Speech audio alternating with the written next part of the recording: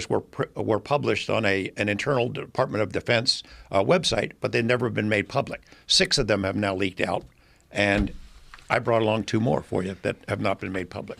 So these are like scientific reports based on the government study of UFOs. Okay, so they commissioned these papers. Only a handful have been released to the public. George happens to have a couple more. So you're going to be the first person outside of the program other than me to see it. What does it say? They're called a DIRD. This is a Defense Intelligence Reference Document.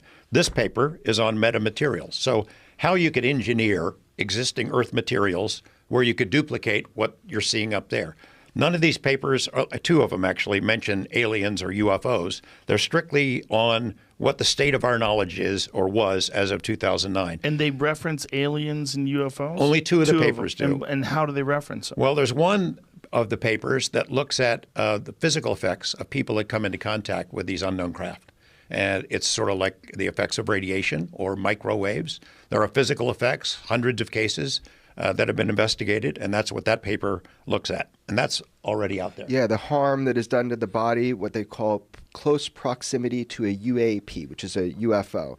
There are known effects to the human body that are horrible, and there was a study that focused on the witnesses they do know had close encounters, like military people, and then how it negatively impacted their body. So each of these reports, as he obtains them or as people find them, they're very illuminating to what our government knows. There was one that looked at how you would track a hypersonic vehicle traveling through space. How difficult would it be? Now, it doesn't say UFOs, but it's looking at things that really travel fast that are coming in from space into our atmosphere. How would you track that? Now, when that paper was written in 2009, we didn't have hypersonic weapons. Now, the Russians claim they've got them. And now it's very timely because we're in a rush to develop those things. So that was one of the papers that I made public last year, and I interviewed the engineering professor who wrote it. He wasn't writing about UFOs. He was writing about the state of knowledge about hypersonic weapon systems back then. It's a similar thing for metamaterials. That's what this paper is how would you engineer materials so you could travel through space that would have, say you shoot it with microwaves, and it could develop certain special properties. And so just to put into context maybe, because, here's the deal. Our government has now admitted there are UFOs. That's the world we're living in. They're unidentified objects or craft that seem to outpace, outmaneuver, actively jam our radar systems, even go over our military installations of high sensitivity. There are incursions. All of this is now said. It's a different world we're living in. However, the next thing that people are talking about now is, well, we also have materials. We'll call them metamaterials. Materials associated with UFO craft. They might even go as far as to say we have whole materials, craft, from somewhere else. So when they're saying we have materials associated from crafts, are they saying that they have a crash? Yes. Hal Puthoff, who was a physicist who worked with Bigelow on both NIDS and BASS, made a presentation in Las Vegas in June of 2018 where he says, yeah, we've got these materials and we're trying to figure out where they came from and how they were engineered, because some of them appear to be multi-layered that are beyond what is known engineering capabilities of humans. It looks like they would have had to have been made in, say, zero gravity of space, and we don't have any manufacturing plants up there. He implied that they came from crashes. Doesn't mean it's a UFO from Zeta Reticuli. It's crashed from somewhere, and we don't know whose it is. So they're trying to figure out whether we can duplicate it or not. And they got a bunch of samples. And have you seen any of this stuff? No, I haven't seen it. Bigelow and Hal have. Have you? Seen? I've seen what people claim. So the Army now has these metamaterials that were famously put in through the Coast to Coast show. Right. It was called Art's Parts. I told you this last time. I was able to obtain them briefly and have 5 scientists from New Mexico that I knew, material scientists, physicists, interrogate, as they say, the samples for numerous days. I don't believe that I had access to the best equipment. We didn't find anything extraordinary.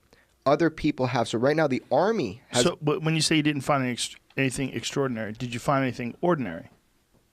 No, they weren't ordinary. These are the materials here? That's the exact one of the exact pieces that I had in my hands and worked on with my team, and I filmed it all.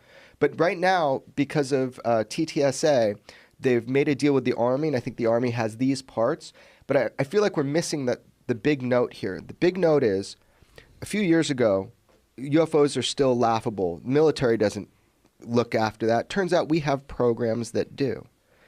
I'm suspecting, and maybe you can talk more about it, that the next piece of information is that there are reverse engineering programs, which will then make everybody have to look at Lazar's story a little bit differently once again.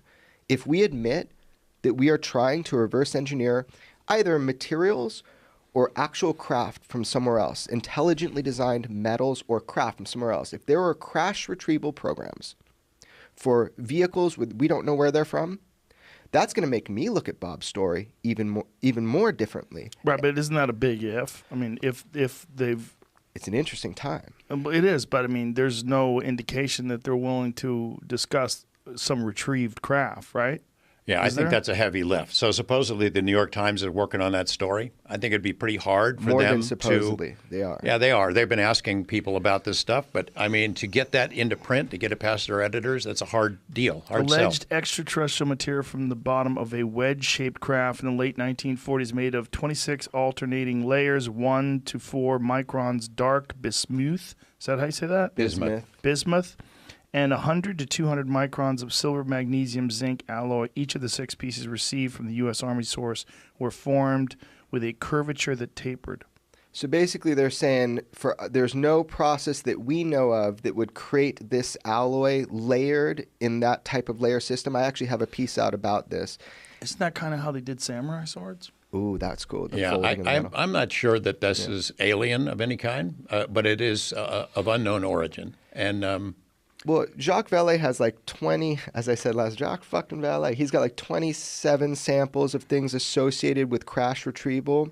So if anybody has an archive of this stuff that's being scientifically interrogated right now, and his studies do show isotopic ratios that are not from this earth, so he's confident with his research. My big point... He's confident with his research of what? Well, you should talk with Jacques, but he... Right, but what is he confident of that you can say that he has alloys that came from UFO crashes or runoff. Has anybody independently analyzed those things? Yeah, he's got a whole... Yeah, he's got a presentation, he says. Yeah, whole teams of people. Well, how come this isn't like public knowledge? Why isn't this in the New York Times? You got to talk with Jacques, whether you have him as a guest or not. You should talk with him. How old is Jacques now? He's getting up there because he's in his 80s. Yeah. I think. I would probably have to go to him, right, with a hazmat suit on. No, he's a strong dude. He's a strong dude. Where is he? San Francisco. Specifically, no. Yeah. What's the address? Here's the thing. This program is ongoing.